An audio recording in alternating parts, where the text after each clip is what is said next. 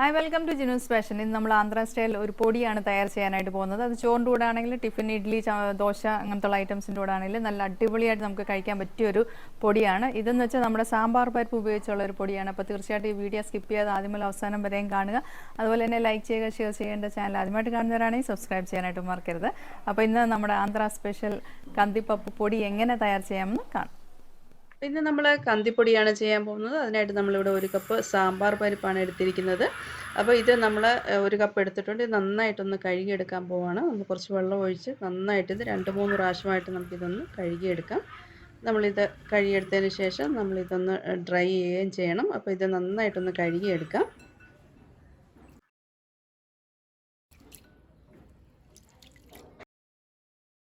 നന്നായിട്ട് കഴിയതിന് ശേഷം ഒരു ടവലിലേക്ക് നമുക്ക് ഈ പരിപ്പൊന്ന് ഇട്ട് കൊടുക്കാം. ഇതെന്ന് വെച്ചാൽ നമ്മളൊന്ന് ഡ്രൈ ചെയ്തെടുക്കാൻ പോവാണ്. ഒത്തിരി അങ്ങ് ഡ്രൈ ചെയ്യേണ്ട, ജസ്റ്റ് അതിൻ്റെ ഒരു വെള്ളമയം ഒന്ന് മാറി കിട്ടാനും വേണ്ടി മാത്രമായിട്ട് നമ്മളൊരു കട്ടിയുള്ള ഒരു ടവലിലേക്ക് നമുക്കിതൊന്ന് വിരിച്ചിട്ട് കൊടുക്കണം. അപ്പോൾ പരിപ്പ് ഒരുമാതിരി നമുക്ക് ഉണങ്ങി കിട്ടിയിട്ടുണ്ട്, കണ്ടില്ലേ? പിന്നെ ഇത് നമുക്കൊരു ബൗളിലേക്ക് എടുത്ത് മാറ്റാം.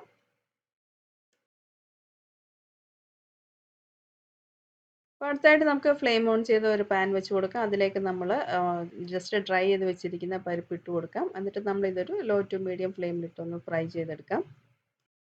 നമ്മളിത് ലോ ടു മീഡിയം ഫ്ലെയിമിൽ തന്നെ വെച്ച് വേണം ഫ്രൈ ചെയ്യാൻ.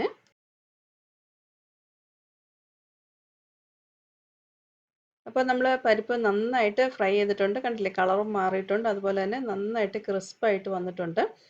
ഇനി നമുക്ക് ഫ്ലെയിം ഓഫ് ചെയ്തിട്ട് ഇതൊരു പാത്രത്തിലേക്ക് മാറ്റി വെക്കാം.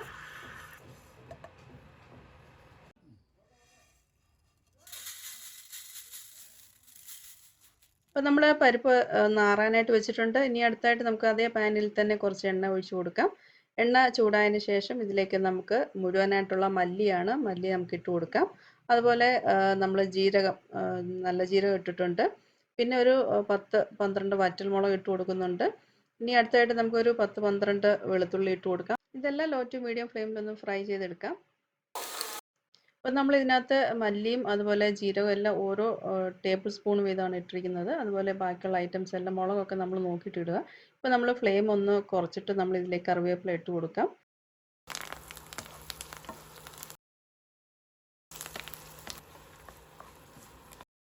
ഇനി നമുക്ക് ഇതിനകത്തേക്ക് ഒരു ചെറിയ നെല്ലിക്ക വലുപ്പത്തിലുള്ള പുളി നമുക്ക് ഇതിനകത്തേക്ക് ഒന്ന് ഇട്ട് കൊടുക്കാം. നമുക്ക് ഫ്ലെയിം അങ്ങ് ഓഫ് ചെയ്യാം. എന്നിട്ട് നമുക്കിത് അധികം അങ്ങ് തണുക്കാൻ വെക്കണ്ട, ചെറിയ ചൂടോടുകൂടി തന്നെ നമുക്കിത് മിക്സി ജാറിലേക്ക് ഇട്ട് കൊടുക്കാം. ഇത് നമുക്ക് നന്നായിട്ടൊന്ന് പൊടിച്ചെടുക്കാൻ പോവുകയാണ്.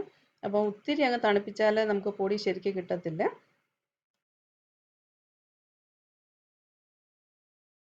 ഇനി അടുത്തതായിട്ട് ഇതിനകത്തേക്ക് നമുക്ക് ആവശ്യമായ ഉപ്പിട്ട് കൊടുക്കാം. ഉപ്പിട്ടതിന് ശേഷം നമുക്കിത് നന്നായിട്ടൊന്ന് അടച്ചതിന് ശേഷം നമുക്കിതൊരു മിക്സിയിലിട്ട് നന്നായിട്ടൊന്ന് പൊടിച്ചുകൊണ്ട് വരാം.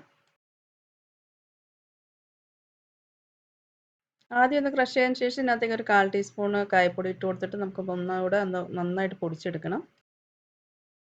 അപ്പോൾ ഇത്രയേ ഉള്ളൂ, നമ്മുടെ കന്തിപ്പൊടി ഇവിടെ റെഡിയായി കഴിഞ്ഞു. നല്ലൊരു ടേസ്റ്റാണ്. നമുക്ക് ഇഡ്ഡലിയുടെയും ദോശയുടെയും അതുപോലെ ഉത്തപ്പമൊക്കെ ഉണ്ടാക്കുമ്പോൾ കഴിക്കാൻ പറ്റിയ ഒരു അടിപൊളി പൊടിയാണ്. ദോശയൊക്കെ ഉണ്ടാക്കുമ്പോൾ അതിൻ്റെ മുകളിലേക്ക് ഇത് പൊടി ഇട്ടിട്ട് നെയ്യൊക്കെ ഒഴിച്ച് കഴിക്കാനാണെങ്കിൽ അടിപൊളി ടേസ്റ്റാണ്. അപ്പോൾ തീർച്ചയായിട്ടും ട്രൈ ചെയ്ത് നോക്കുക. ട്രൈ ചെയ്തതിന് ശേഷം കമൻറ്റ്സ് വഴി എന്നെ അറിയിക്കുക. നിങ്ങളുടെ ഫ്രണ്ട്സുമായിട്ടൊക്കെ ഷെയർ ചെയ്യുക, ലൈക്ക് ചെയ്യുക, ഷെയർ ചെയ്യുക. എൻ്റെ ചാനൽ ആദ്യമായിട്ട് കാണുന്നവരാണെങ്കിൽ സബ്സ്ക്രൈബ് ചെയ്യാനായിട്ട് മറക്കരുത്. ഇതുപോലെ തന്നെ വേറെ വീഡിയോ ആയിട്ട് വരുന്നതാണ് നിങ്ങളുടെ സ്വന്തം ജീവൻ.